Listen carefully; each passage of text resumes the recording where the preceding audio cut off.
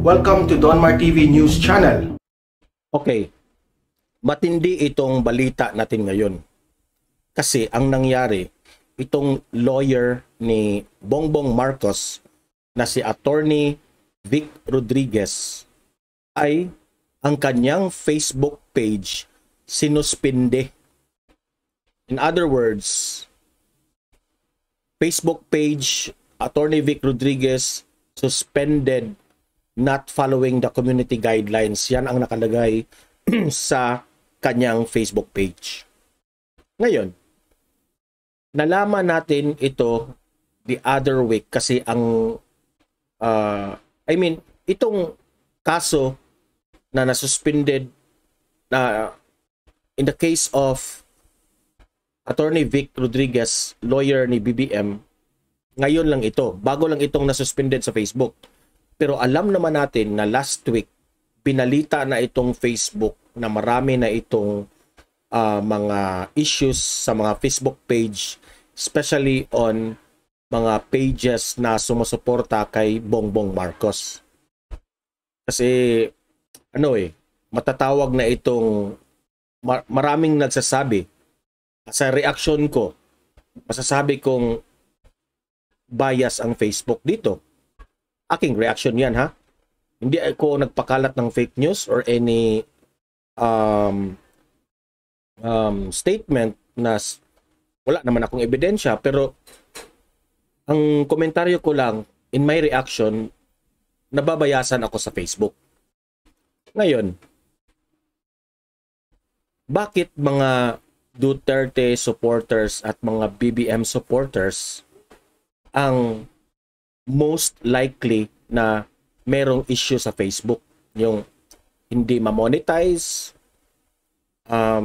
yung iba na suspended, not following guidelines raw, kuno, when in fact, hindi naman. Isa na dito ang nagbalita ng SMNI. No? Maraming, babasahin ko dito, ha, yung mga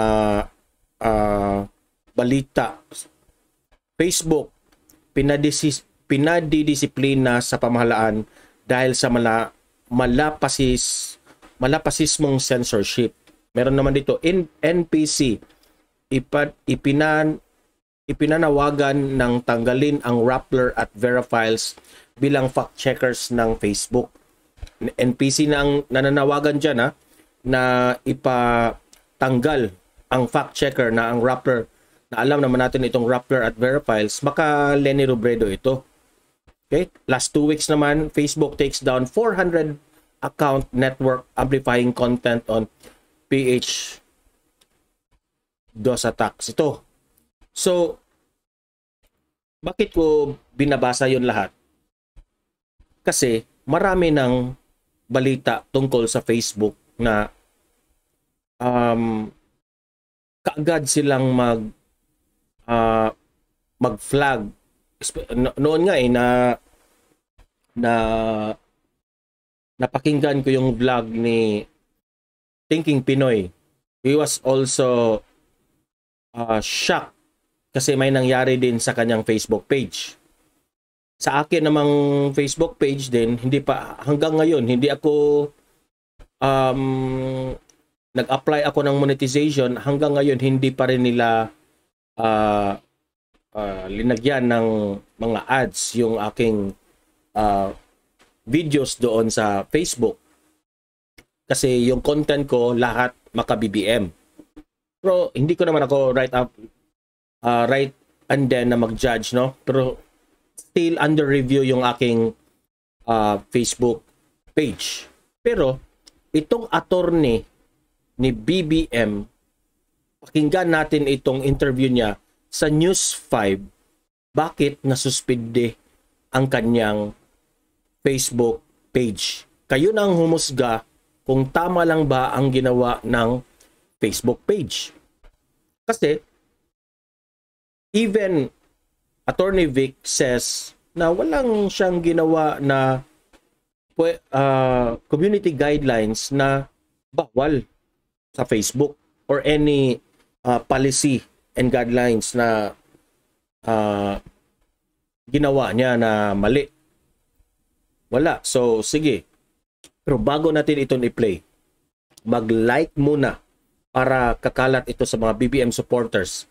Malaman ng friends and families natin na ganito na ang mga nangyari, na sobra na 2 weeks before the May 9 election. Ganito na ang mga pangyayari. Unti-unti na nilang, sabi kong, bias na talaga sila. Dahil hanggang Facebook page, pinasuspende na nila. Parang wala tayong information na demokrasya tayo, may karapan tayong mag-express sa ating sarili. Diba? So, like now guys, like. Okay, tapos na.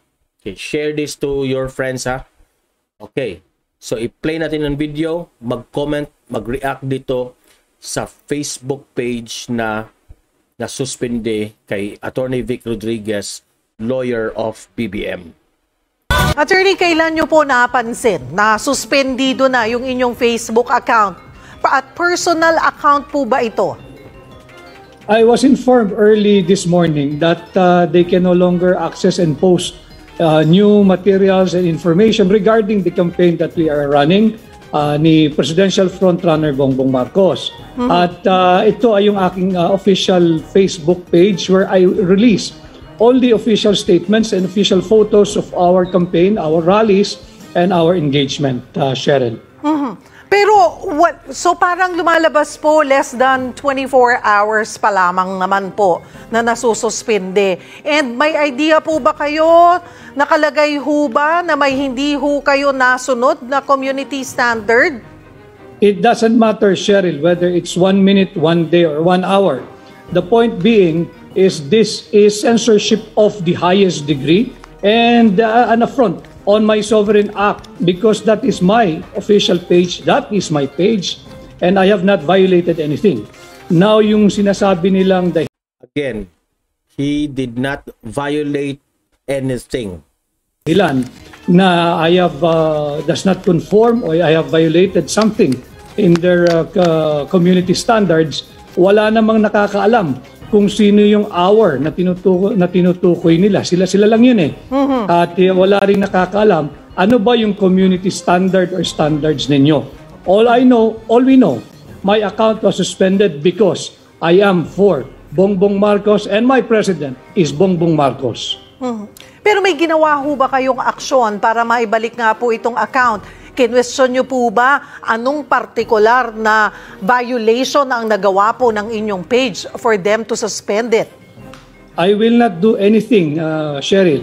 Doon sa kanilang page, sinasabi may 30 days to appeal. Ay hindi ako mag-aapila. Wala akong violate na kahit ano.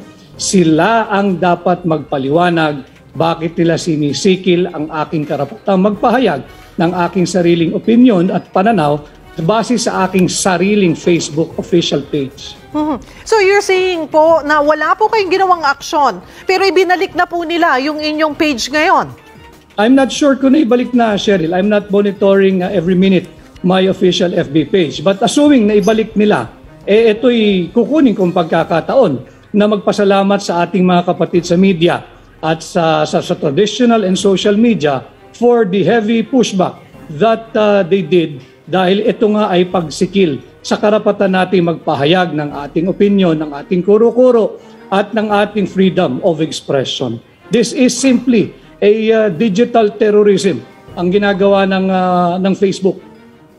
Oo nga, matatawag itong digital terrorism guys kasi wala na tayong karapatan mag-express. Alam naman natin na ito ay isang attorney. Hindi nga ito nagmumura sa Facebook page. He only updates the activities of the campaign of BBM. And walang mga maling words, wala namang fake news na sinabi, di ba? Sinasagot lang ni Attorney Vic Rodriguez ang kanyang mga questions about Bongbong Marcos, no? Updating sa kanyang mga rallies ni BBM, posting pictures sa kanyang Facebook page, pero ang tanong, bakit ito na-suspended? Okay, bakit ito na-suspended?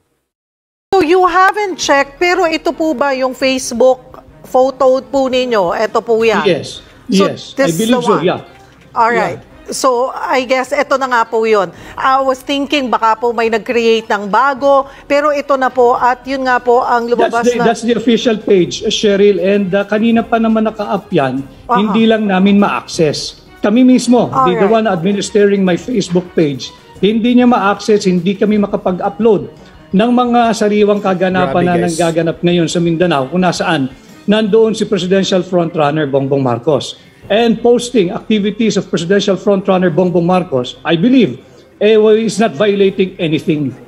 And again, I repeat, the only reason that I can think of why my Facebook page was suspended or is still suspended is because I am for Bongbong Marcos. Bakit ho kaya nila sususpindihin? Because you're supporting BBM?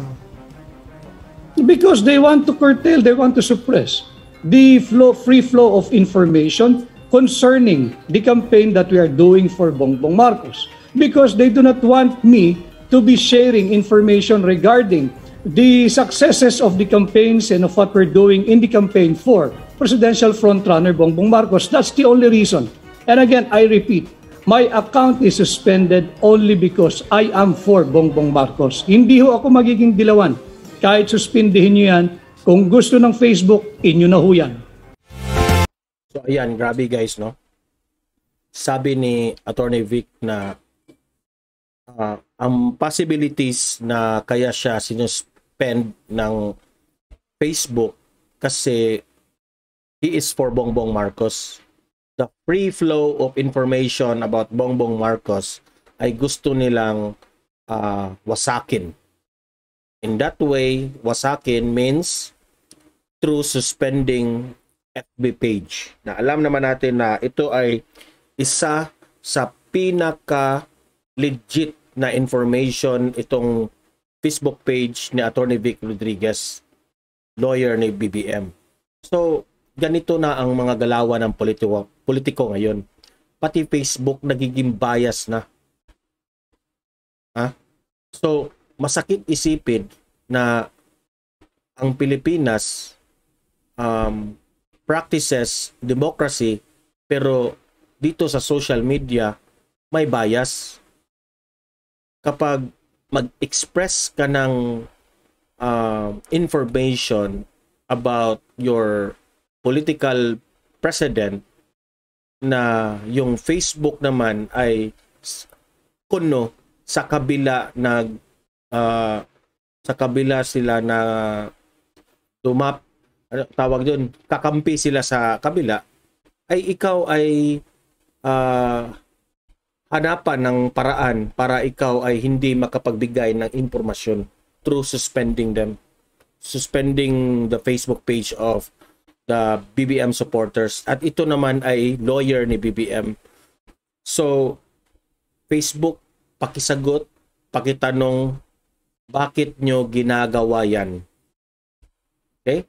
So, like and share this video, guys, para kakalat ito sa mga BBM supporters, pati na rin sa buong taong bayan para malaman nila na ganito na kadesperado ang mga kalaban ni BBM. Hanggang dito na lang itong video na to. See you in my next video. Hope na sa mabuti kayong kalagayan. And by the way, don't forget to subscribe to my channel, Donmar TV, and hit the notification bell para updated kayo sa mga latest videos about BBM and sa mga galawang pampolitiko. Okay? So, thank you everyone and God bless.